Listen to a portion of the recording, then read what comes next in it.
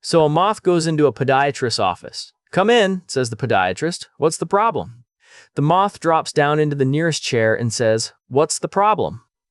"I don't even know where to start. First of all, my boss is a vicious tyrant who gets off on the petty torments he puts me through day in and day out, and I'm too spineless to stand up to him. So I just take it, and I've gradually come to hate myself for it. Also, every morning I wake up to the same prune-face old crone, to whom I pledged my vows so many years ago. I used to love her. But that love has become like some sun-festering beached whale trying to die. We lost our daughter last year to one of the bitterest, coldest winters we've ever had to face in this region. Isn't it funny, Doc, how all the prayer circles and charity drives in the world amount to pretty much nothing in the face of that cold? Impartial face of winter, that bleak, pounding, harsh fist of a callous environment, carrying on with its machinations without regard to our lives, loves, hopes, and dreams. Isn't that hysterical?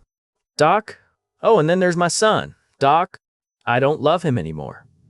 I don't know what it is, but I look in his eyes and I see that same harried look of gutless cowardice that I see when I stare at my own face in the mirror. I have nothing to look forward to but a continuation of this spiraling black hole that is my life. This existential cesspool that is the perpetuation of my lingering skid mark on society. I despise people, yet I crave their approval. I'm judgmental, yet I care about nothing. I'm bitter, hateful, and afraid. I'm alive, yet I feel like the walking dead.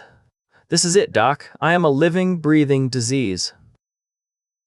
The doctor stares at him for a while, then finally says, "Geez, Moth, you definitely have some problems, but I'm a podiatrist. You need a psychiatrist. Why'd you come in here?" The moth says, "The light was on." An elderly lady calls her neighbor and says, "Please come over and help me. I have a puzzle, and I can't figure out how to get started." Her neighbor asks, "What is it supposed to be when it's done?" The little silver-haired lady says, according to the picture on the box, "It's a rooster." He decides to go over and help with the puzzle. She lets him in and shows him where she has the puzzle pieces spread over the table. He studies the pieces for a minute, then looks at the box, then turns to her and says, "First of all, no matter what we do, we're not going to be able to assemble these pieces into anything resembling a rooster." He takes her hand and says, "Secondly, I want you to relax. Let's have a nice cup of tea." He then says with a kind smile, "Let's put all of the cornflakes back in the box."